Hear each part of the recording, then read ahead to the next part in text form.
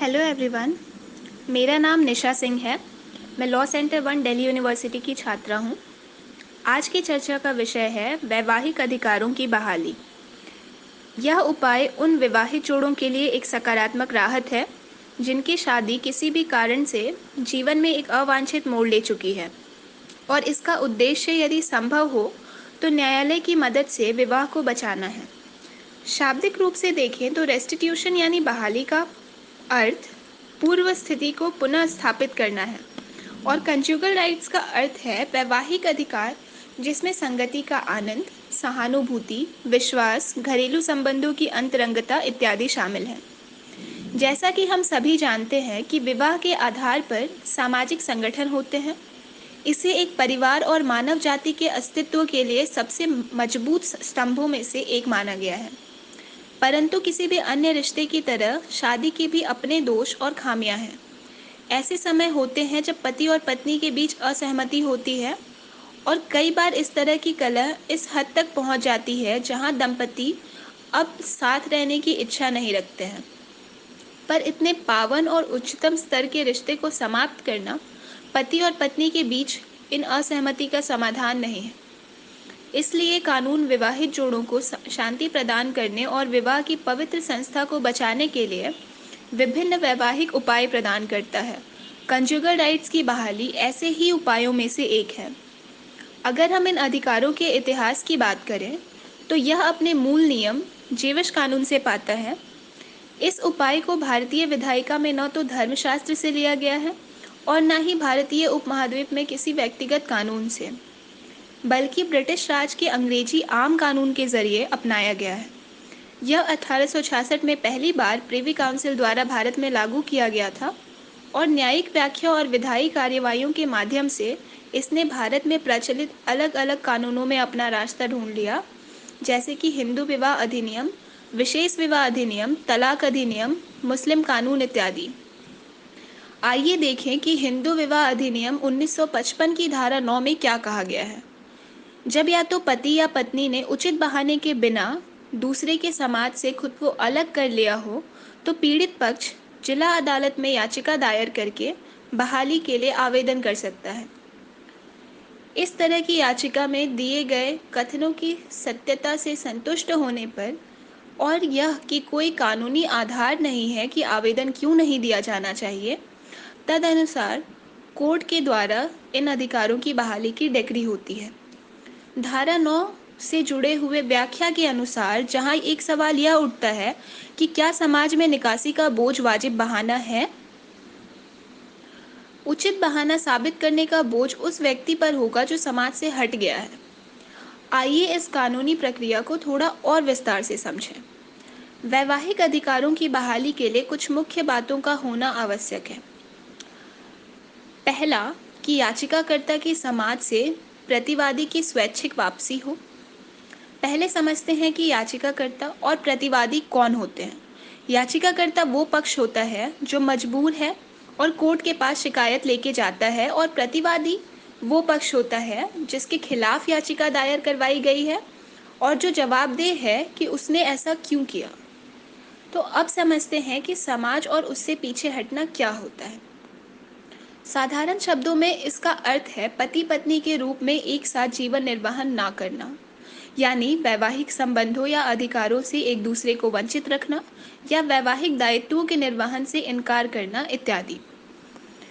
इस डिक्री को प्राप्त करने के लिए अगला सबसे महत्वपूर्ण शर्त है प्रतिवादी पार्टी द्वारा किसी भी उचित बहाने के बिना याचिकाकर्ता के समाज से वापसी हुई है। उचित बहाने को अधिनियम में कहीं भी परिभाषित नहीं किया गया है। यह कोर्ट का न्यायिक विवेक है जो यह तय करता है कि उचित आधार क्या है और क्या नहीं। कुछ ऐसे आधार जिन्हें न्यायालय ने इससे संबंधित विभिन्न मामलों में उचित माना है वे हैं शारीरिक और मानसिक क्रूरता, नपुंसकता, व्यभिचार, दूसरी पत्नी के साथ रहना, लगातार उपेक्षा और उदासीन व्यवहार इत्यादि। बात करते हैं अगली शर्त की।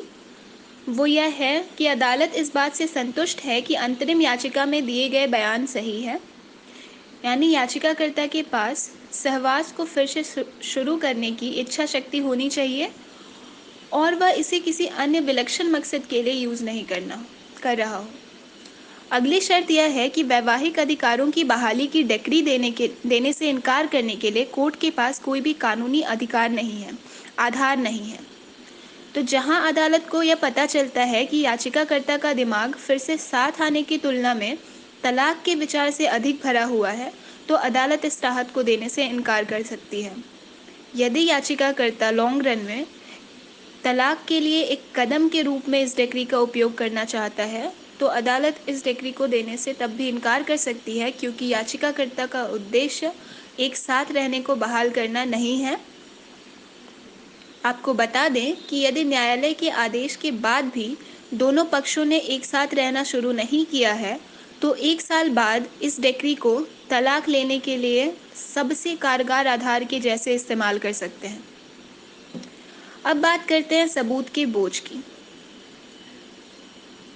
धारा 9 में जोड़ा गया स्पष्टीकरण बताता है कि प्रमाण का बोझ पूर्णतः प्रतिवादी पर है कि प्रतिवादी याचिकाकर्ता के समाज से दूर किसी उचित कारण के वजह से ही गया है।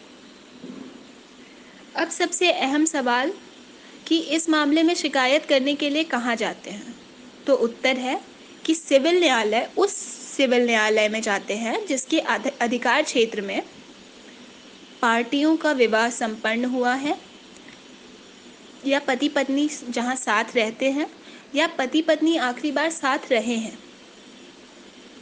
आगे बढ़ते हैं बहाली की डिक्री के गैर अनुपालन के प्रभाव की ओर। तो अधिकारों की बहाली के लिए पारित डिक्री सीपीसी के आदेश 21 और नियम 32 के तहत प्रभाव में लाई जाती है। यदि जिस पक्ष के खिलाफ डिक्री पारित हो जाती है वह उसकी अवज्ञा करता है, तो डिक्री उसकी संपत्ति के अनुलग्नक द्वारा लागू की जा सकती है। यदि संपत्ति के अटैच होने के बाद भी इसका पालन नहीं होता है, तो डिक्री को तलाक प्राप्त करने के लिए एक उपकरण के रूप में इस्तेमाल किया जा सकता है। आगे बढ़ते हैं इस प्रोविजन से जुड़े कुछ ऐतिहासिक मामलों के साथ। पहला है शांति निगम बनाम रमेश चंद्रा AIR 1971। इस मामले में कोर्ट ने कहा कि पति के कहने पर नौकरी छोड़ने से इनकार करना आदेश बहाल करने का आधार नहीं हो सकता, खासकर अगर पत्नी का पति के समाज से इनकार करने का कोई इरादा नहीं है। अगला मामला है स्वराज गर्ग बनाम AK Garg AIR 1978 Delhi high court. इसमें कोर्ट ने कहा कि अगर हिंदू कानून के सिद्धांत को पत्नी के दावों के गुणों पर विचार किए बिना वैवाहिक घर की जगह पर निर्णय लेने के लिए पति को विशेष अधिकार देने के लिए आयोजित किया गया था, तो यह संविधान के अनुच्छेद 14 का उल्लंघन है। अगला केस है सरोज रानी बनाम Sudarshan Kumar AIR 1984 supreme court. इसमें सुप्रीम कोर्ट ने हिंदू मैरिज एक्ट की धारा 9 की संवैधानिकता के संबंध में कानून को बरकरार रखा।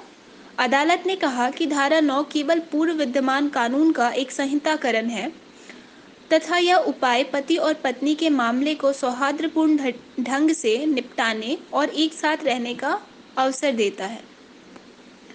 आगे देखते हैं कि रेस्टिट्यूशन ऑफ कंजुगल राइट्स की संवैधानिक वैधता क्या है। शुरुआती समय में इस उपाय को कई मुकदमों में चुनौती दी गई थी। इस पूर्वाग्रही कानून की पहली चुनौती रुखमाबाई केस से हुई थी, जहां रुखमाबाई ने उस व्यक्ति के साथ रहने से इनकार कर दिया था जिससे उसकी शादी बचपन में हो गई थी। उसके बाद आंध्र प्रदेश हाईकोर्ट ने एक तेलुगु अभिनेत्री टी सरिता के मुकदमे की सुनवाई के दौरान कहा कि यह उपाय असंवैधानिक है, क्योंकि यह संविधान के अनुच्छेद 14 और साथ ही अनुच्छेद 21 का उल्लंघन करता है। उसके बाद एक मामले में हरविंदर कौर बनाम हरमिंदर सिंह में दिल्ली हाईकोर्ट ने कहा कि टी सरिता मामले में आंध्र प्रदेश कोर्ट का दृष्टिकोण बहुत ही संकीर्ण था और इस मामले से जुड़ी धारा 13 के प्रावधान को आंध्र प्रदेश कोर्ट ने ध्यान में नहीं रखा। विभिन्न उच्च न्यायालयों के विरोधाभासी फैसलों के कारण सरोज रानी केस में सुप्रीम कोर्ट का ऐतिहासिक फैसला सामने आया, जिस पर हमने कुछ समय पहले चर्चा की थी, जिसमें सर्वोच्च न्यायालय ने ये पुष्टि की थी कि धारा 9 संवैधानिक है और इसकी संवैधानिकता को बनाए रखने के लिए इस अधिनियम में ही सुरक्षा के प्रावधान को निहित किया गया है, जिससे कि बिना उचित कारण के आपको ये डिक्री नहीं मिल सकती। हालांकि धारा 9 की संवैधानिकता को मान्य करने वाले निर्णयों के पारित होने के बाद भी धारा 9 को संविधान के अनुच्छेद 21 यानी निजता का अधिकार के उल्लंघन करने वाले कानून के जैसे देखा जाता है। महिला और बाल विकास मंत्रालय की उच्च स्तरीय समिति की एक रिपोर्ट ने 2015 तथा भारत के विधि आयोग द्वारा 2018 में जारी अपने परिवार कानून में सुधार संबंधित परामर्श पत्र में इस कानून की संवैधानिकता पर विचार करते हुए इसे स्वतंत्र भारत के लिए अनुपयोगी बताया गया है। मार्च 2020 में सर्वोच्च न्यायालय ने भारत के लिए अटॉर्नी जनरल को नोटिस जारी किया और कानून के छात्रों द्वारा इस राहत की संवैधानिक वैधता को चुनौती देने वाली याचिका पर 8 सप्ताह के भीतर केंद्रीय सरकार से जवाब मांगा था। अभी मामले की आगे सुनवाई बाकी है। संक्षेप में हम यह कह सकते हैं कि वैवाहिक अधिकारों की बहाली की सहायता दोनों पक्षों के लिए एक साथ रहना ज़रूरी करती है।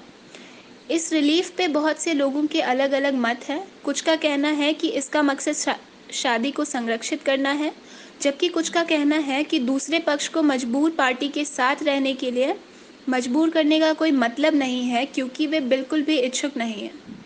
इसलिए हम कह सकते हैं कि इसका उपयोग करने के दौरान पार्टी के इरादे के आधार पर इसके अपने फ़ायदे और नुकसान हैं। इसलिए इस राहत को समझदारी से चुनें और शादी की पवित्रता का सम्मान करें। धन्यवाद।